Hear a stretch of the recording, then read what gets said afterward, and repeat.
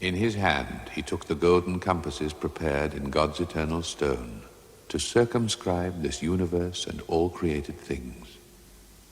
One foot he centered, and the other turned, bound through the vast profundity obscure, and said, "Thus far extend, thus far thy bounds.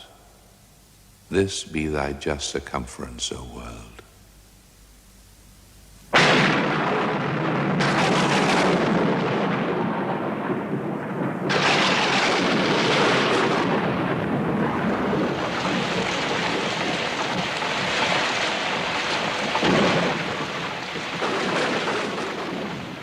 The Earth has existed for more than 4,000 million years.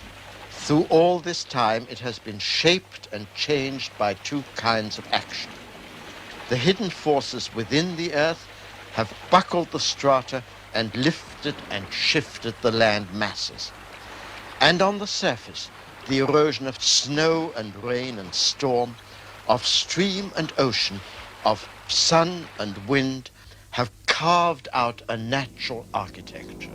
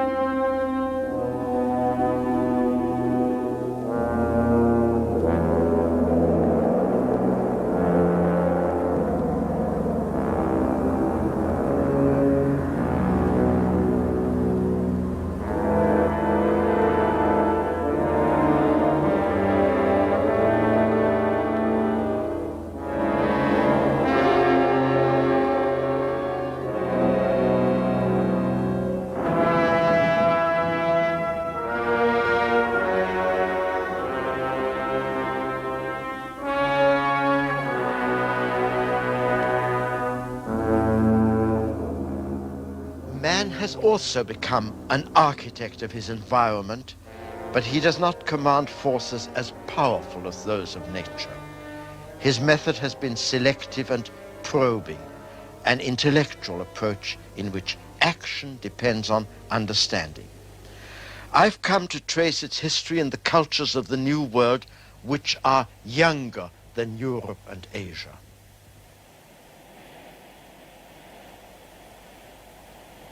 This is the Canyon de Chelly in Arizona. This breathless, secret valley has been inhabited by one Indian tribe after another, almost without a break, for 2,000 years since the birth of Christ, longer than any other place in North America. Sir Thomas Browne has a springing sentence: "The huntsmen are up in America, and they're already past their first sleep in Persia."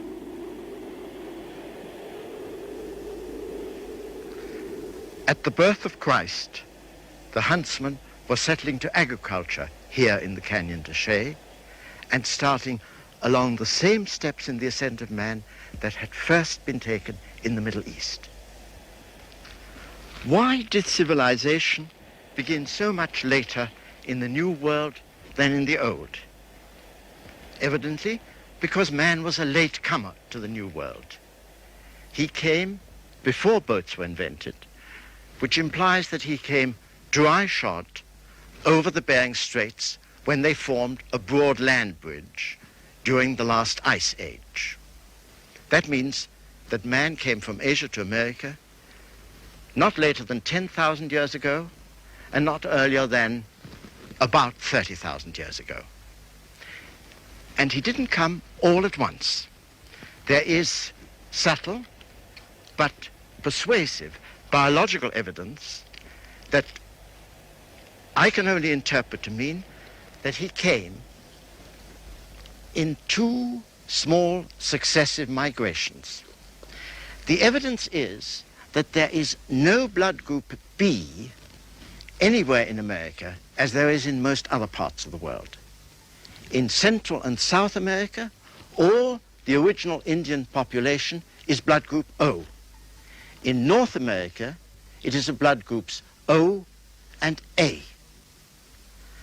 I can see no sensible way of interpreting that but to believe that a first migration of a small related kinship group, all of blood group O, came into America, multiplied and spread right down to the south. And then a second migration, again of small groups, this time containing both A and O, followed them only so far as North America.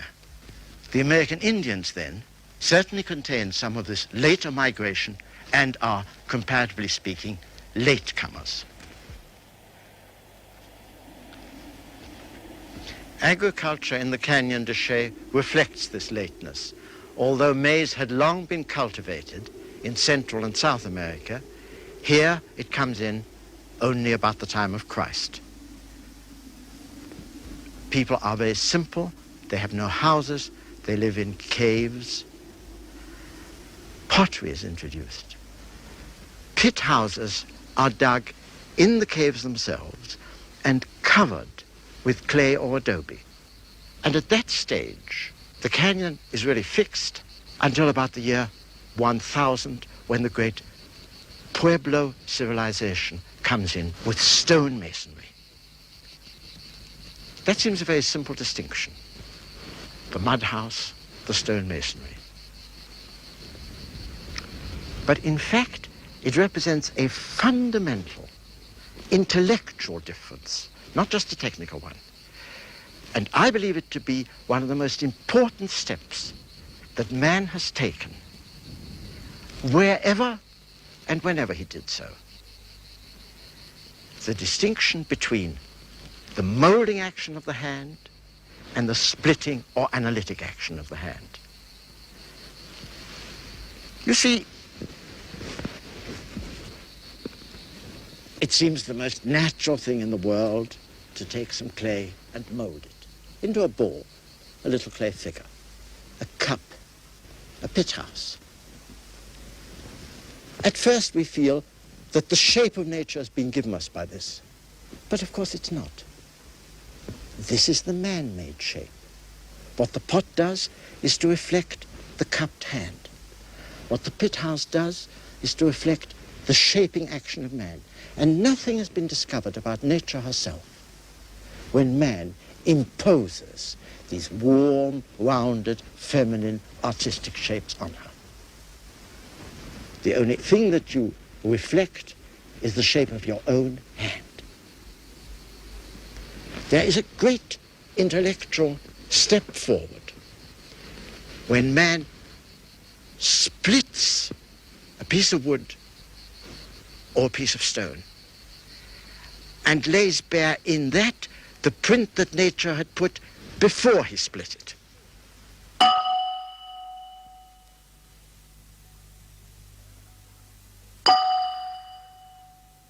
From an early time, man made tools by working the stone.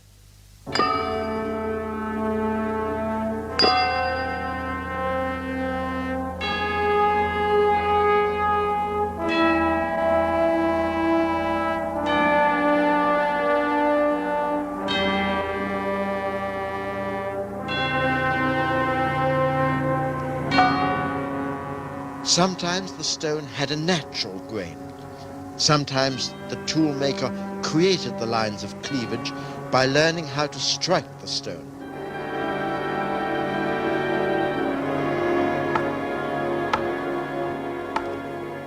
It may be that the idea comes in the first place from splitting wood, because wood is a material with a visible structure which opens easily along the grain, but which is hard to shear across the grain.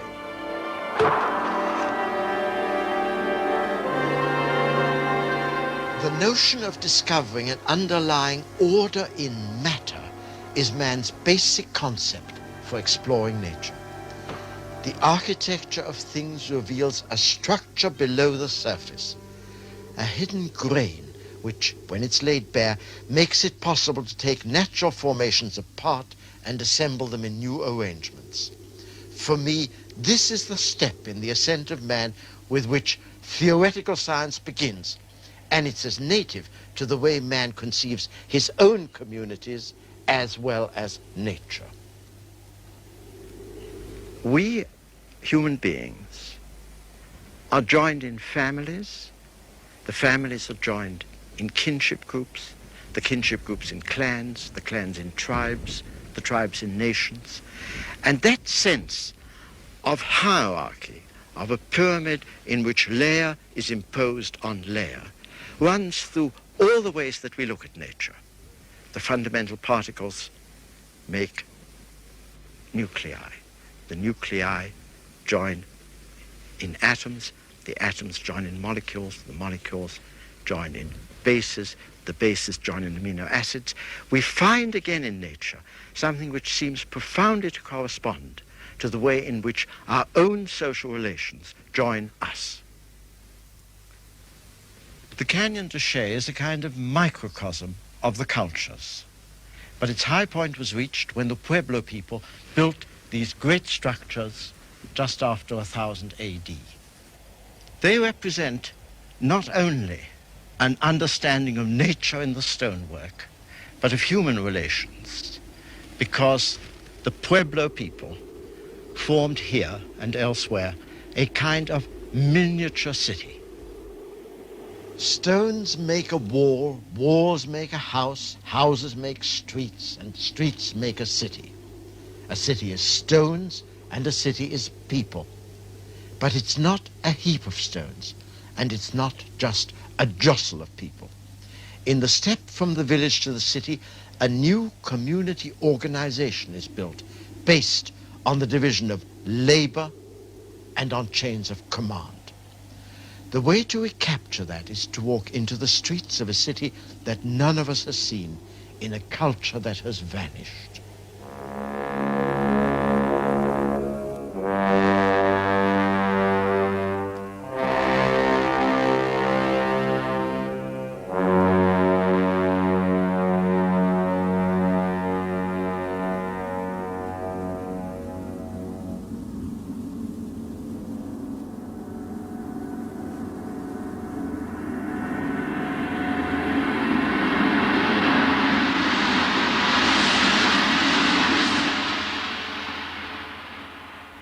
This is Machu Picchu in the high Andes, 8,000 feet up in South America.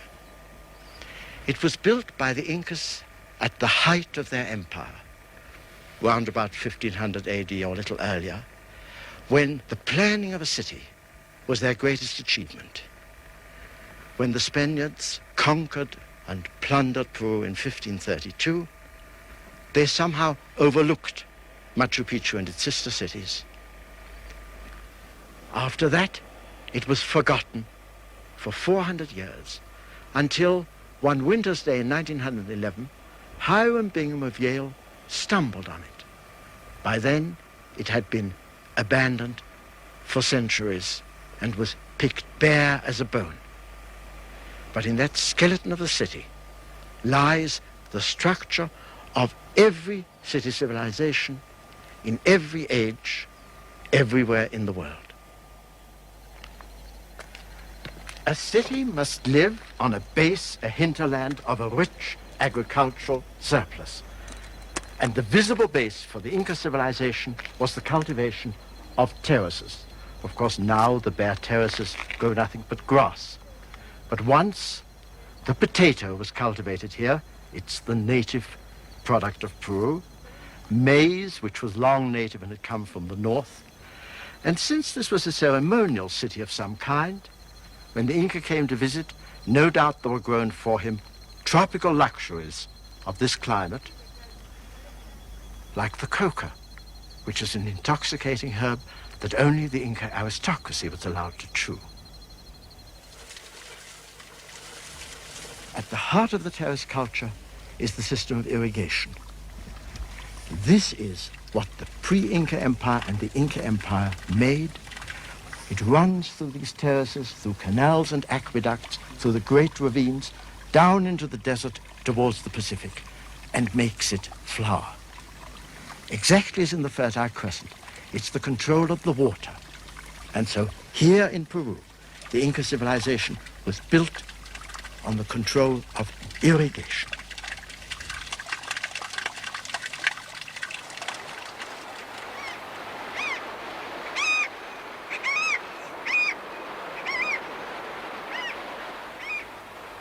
A large system of irrigation extending over an empire requires a strong central authority. It was so in Mesopotamia, it was so in Egypt, it was so in the empire of the Incas. And that means that this city, and all the cities here, rested on an invisible base of communication. The roads, the bridges in a wild country like this, the messages. They came here, they went out of here. They are the three links by which every city is held to every other, and which we suddenly realize are different in this city. Roads, bridges, messages. Yet on the roads, there were no wheels.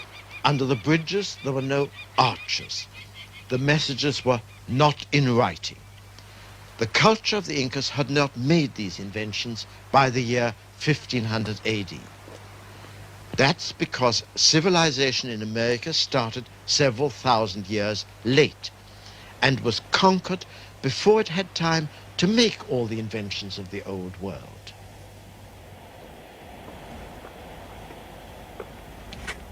It was a remarkably tight social structure.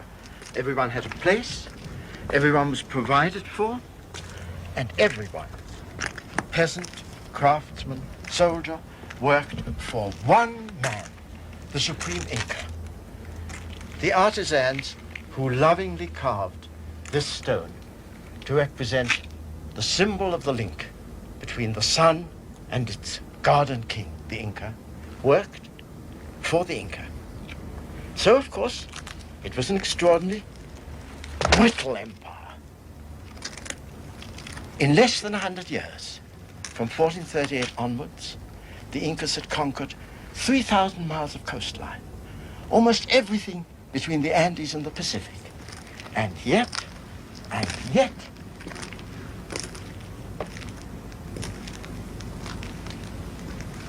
in 1532, a Spanish adventurer, almost illiterate, Francisco Pizarro, rode into Peru with no more than 62 terrible horses and 106 foot soldiers. And overnight, he conquered the great empire. How? By cutting the top of the pyramid, by capturing the Inca. And from that moment, the empire sagged, and the cities, the beautiful cities, lay bare for the gold plunderer and the vultures.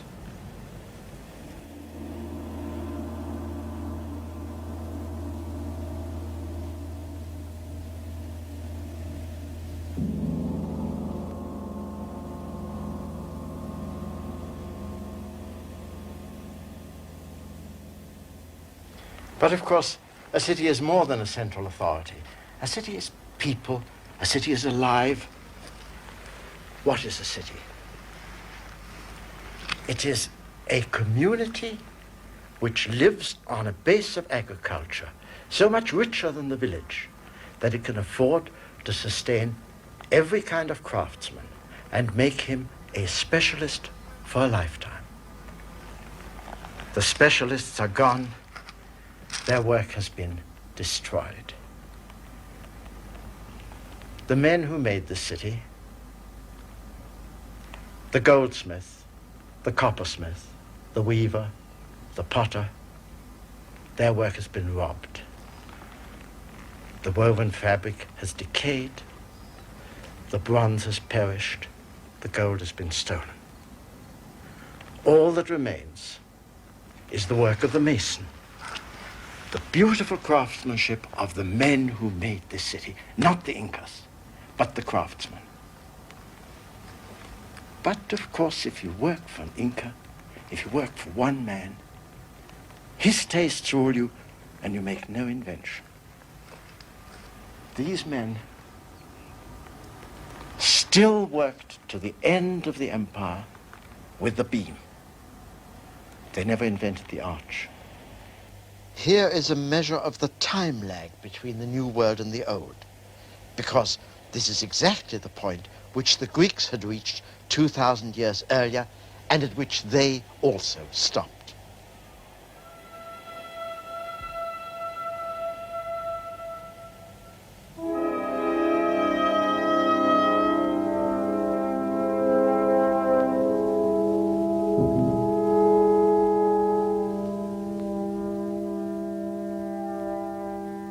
This is Paestum in southern Italy, a Greek colony whose temples are older than the Parthenon. They date from about 500 BC.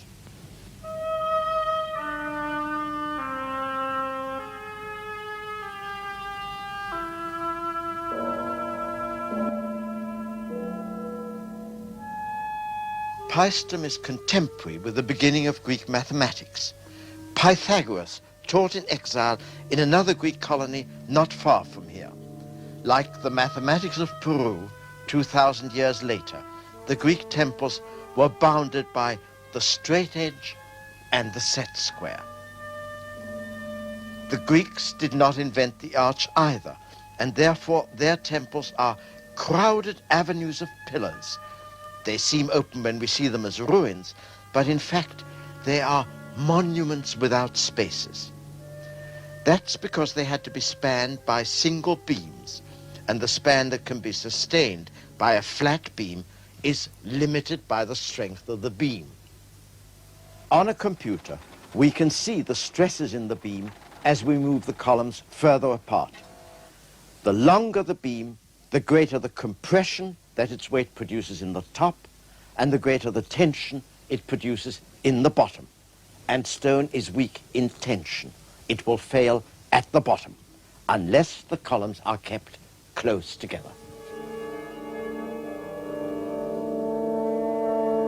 The Greeks could be ingenious in making the structure light, for example, by using 2 tiers of columns.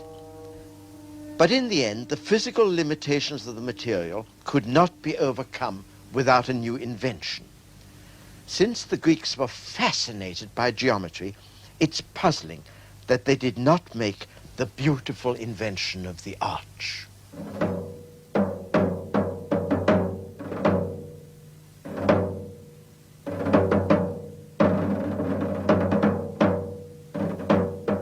But the fact is that the arch is an engineering invention. This is the aqueduct at Segovia in Spain, which the Romans built about 100 AD. The structure seems to us splendid, out of proportion to its function of carrying water. But that's because we get water by turning a tap, and we lightly forget the universal problems of city civilization. Every advanced culture that concentrates its skilled men in cities depends on the kind of invention and organization that the Roman aqueduct at Segovia expresses. The Romans did not invent the arch in the first place in stone. The arch is simply a method of spanning space which doesn't load the center more than the rest. The stress flows outward fairly equally throughout. But for this reason, the arch can be made of parts, of separate blocks of stone which the load compresses. In this sense, the arch is the triumph of the intellectual method which takes nature apart and puts the pieces together in new and more powerful combinations. The Romans always made the arch as a semicircle. They had a mathematical form that worked well, and they were not inclined to experiment.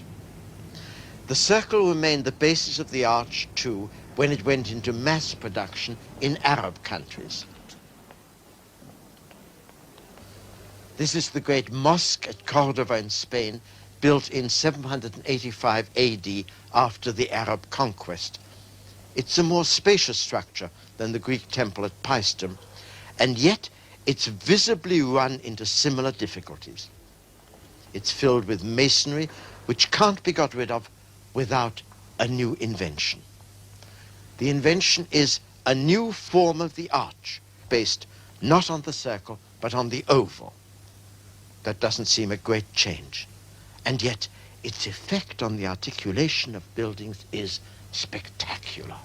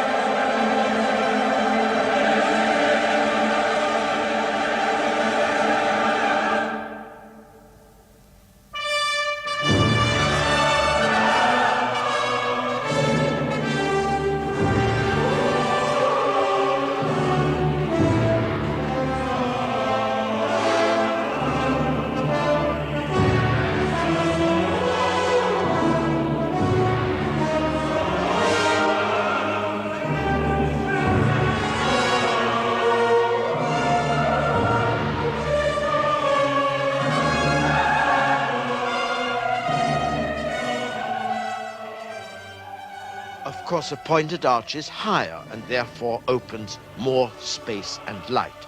But much more radically, the thrust of the Gothic arch makes it possible to hold the space in a new way, as here at Rheims.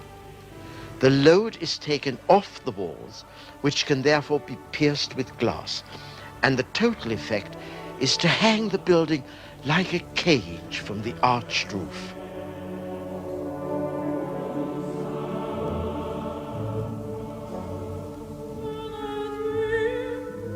The inside of the building is open because the skeleton is outside.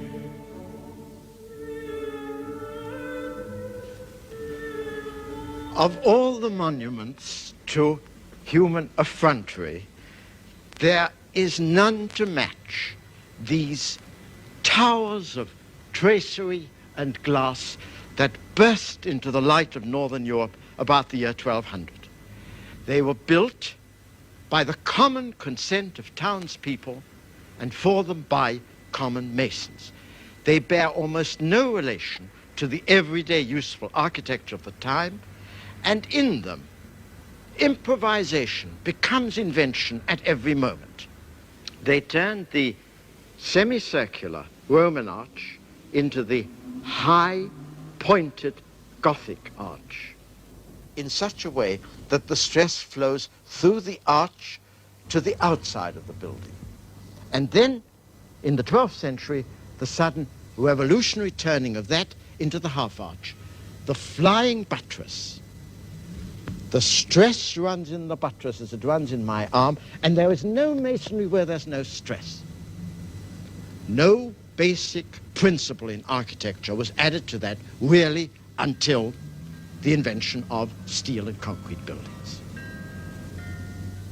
The masons carried in their heads a stock not so much of patterns as of ideas that grew by experience as they went from one site to the next. They also carried with them a kit of light tools. They marked out with compasses the ovals for the pointed vaults and the circles for the rose windows. They defined their intersections with calipers to line them up and fit them into repeatable patterns.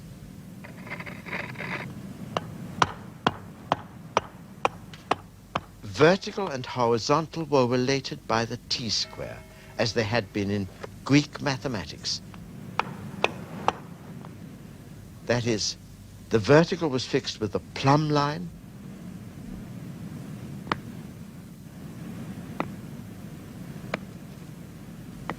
and the horizontal was fixed not with a spirit level, but with a plumb line joined to a right angle. The wandering builders were an intellectual aristocracy, and they called themselves Freemasons as early as the 14th century. One has the sense that the men who conceived these buildings were intoxicated by their newfound command of the force in the stone. How else could they have proposed to build vaults of 125 and 150 feet at a time when they could not calculate any of the stresses. Well, the vault of 150 feet at Beauvais, less than 100 miles from here, collapsed.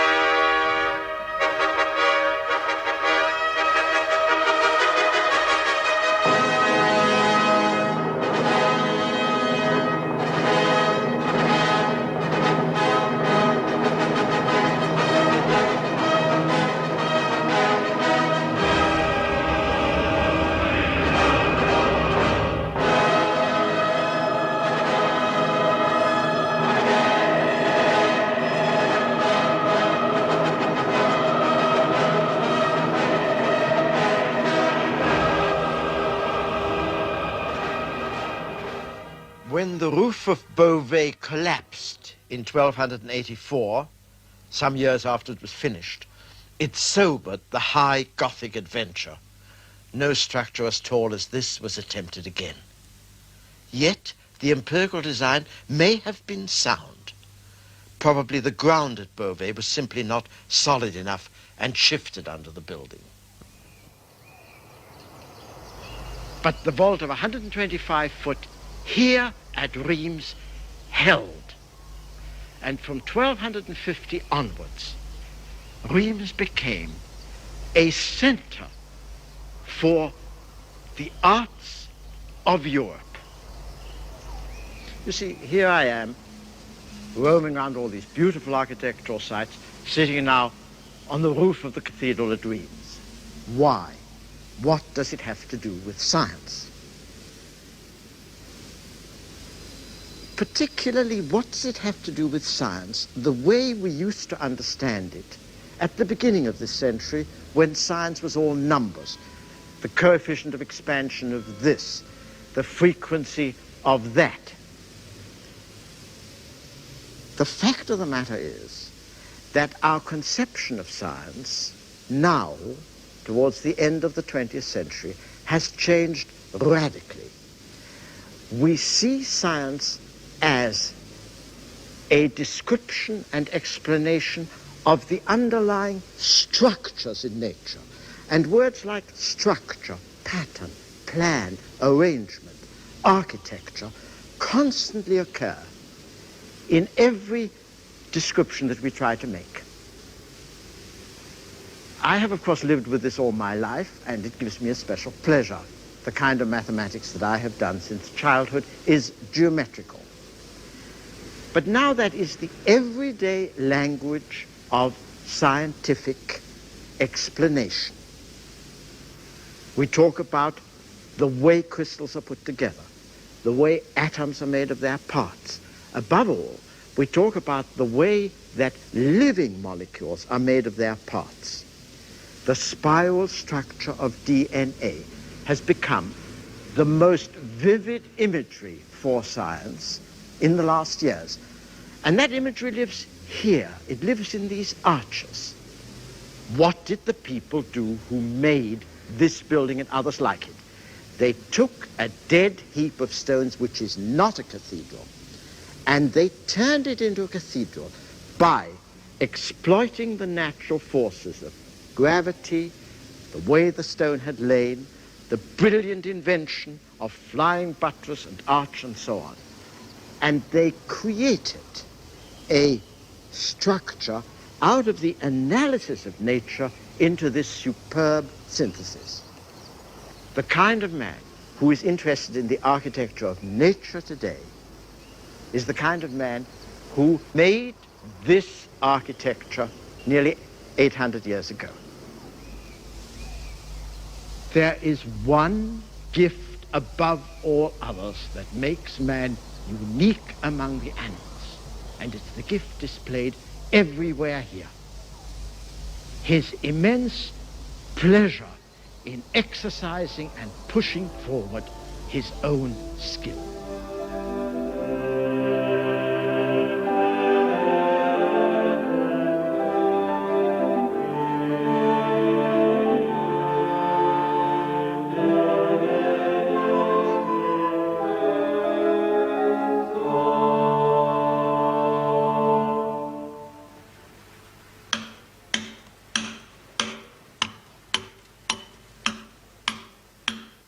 popular cliche in philosophy says that science is pure analysis or reductionism, like taking the rainbow to pieces. And art is pure synthesis, putting the rainbow together. This is not so. All imagination begins by analyzing nature. Michelangelo said that. When that which is divine in us doth try to shape a face, both brain and hand unite to give from a mere model frail and slight, life to the stone by art's free energy. The material asserts itself through the hand and thereby prefigures the shape of the work for the brain. The sculptor, as much as the mason, feels for the form within nature.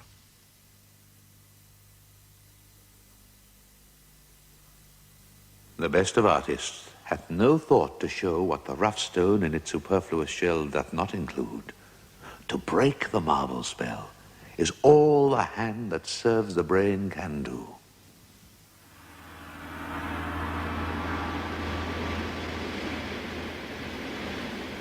By the time Michelangelo carved the head of Brutus, other men quarried the marble for him. But Michelangelo had begun as a quarryman in Carrara, and he still felt that the hammer in their hands and in his was groping in the stone for a shape that was already there.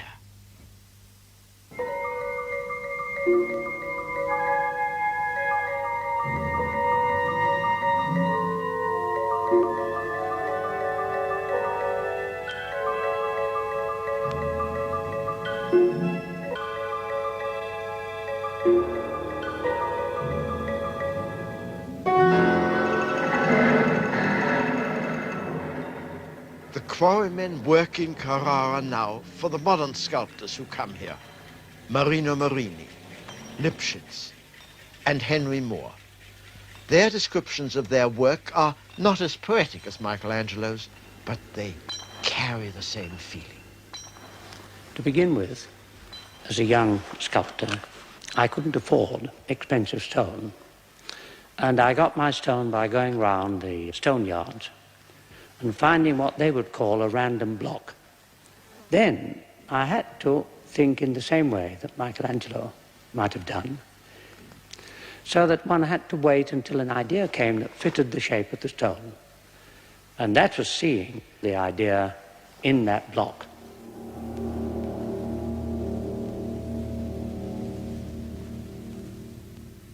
Of course, it can't be literally true that what the sculptor imagines and carves out is already there, hidden in the block. And yet the metaphor tells the truth about the relation of discovery that exists between man and nature. In one sense, everything that we discover is already there. A sculptured figure and the law of nature are both concealed in the raw material. And in another sense, what a man discovers is discovered by him. It would not take exactly the same form in the hands of someone else.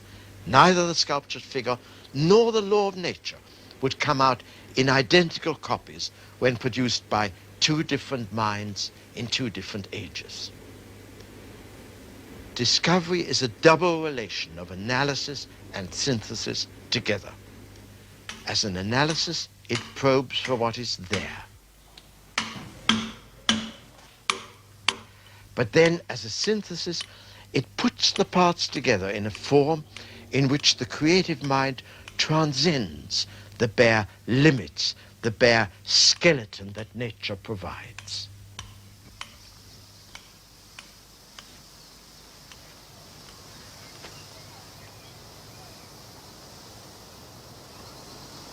Sculpture is a sensuous art.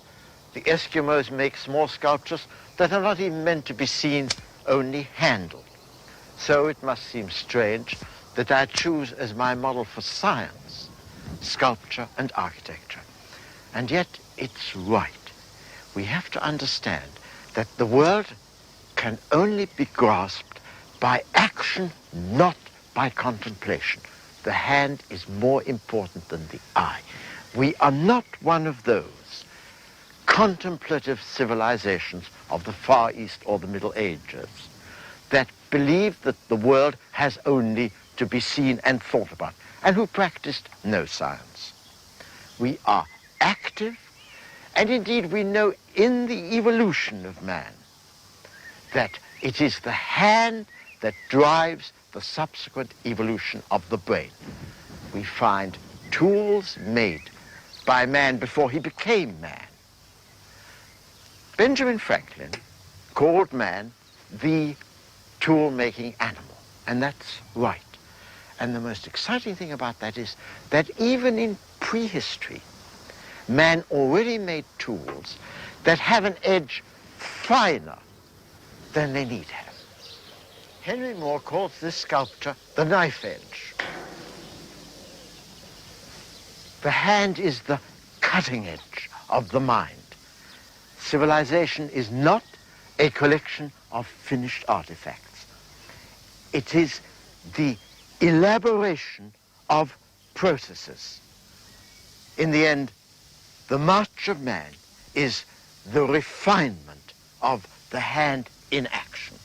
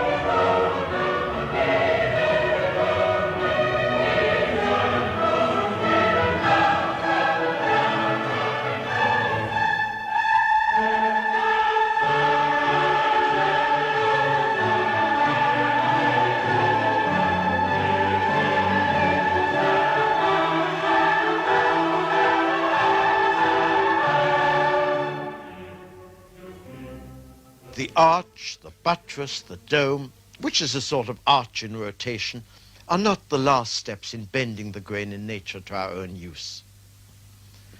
But what lies beyond must have a finer grain. We have to look for the limits in the material itself. It's as if architecture shifts its focus at the same time as physics does to the microscopic level of matter. In effect, the modern problem is no longer to design a structure from the materials, but to design the materials for a structure.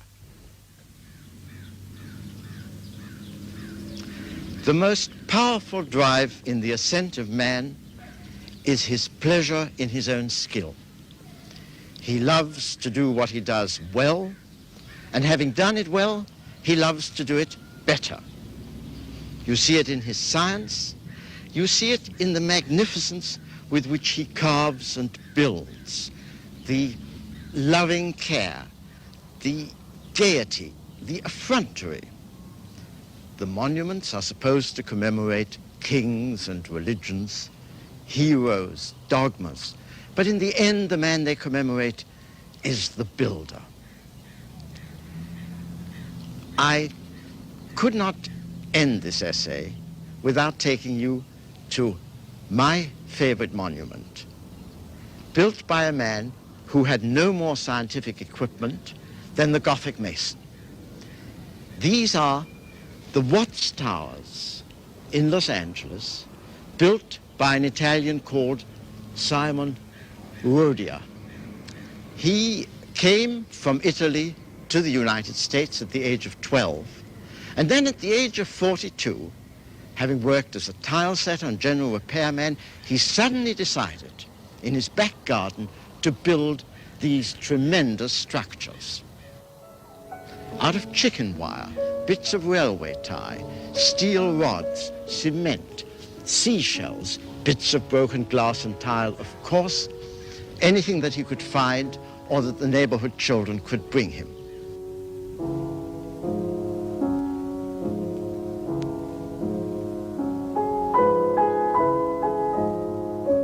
It took him 33 years to build them. He never had anyone to help him because he said, "I never knew what to do next myself."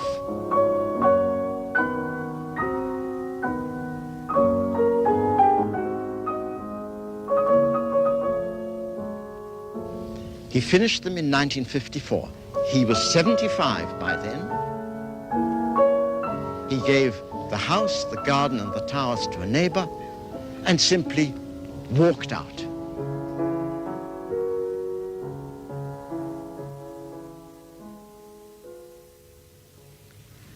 I had in mind to do something big, Simon Rodier had said, and I did. You have to be good or bad to be remembered. He'd learnt his engineering skill as he went along by doing and by taking pleasure in the doing. Of course, the city building department decided that the towers were unsafe. And in 1959, they ran a test on them. This is the tower that they tried to pull down. I'm happy to say that they failed. The tool that extends the human hand is also an instrument of vision. It reveals the structure of things and makes it possible to put them together in new, imaginative combinations. But of course, the visible is not the only structure in the world. There is a fine structure below it. And the next step in the ascent of man is to discover a tool to open up the invisible structure of matter.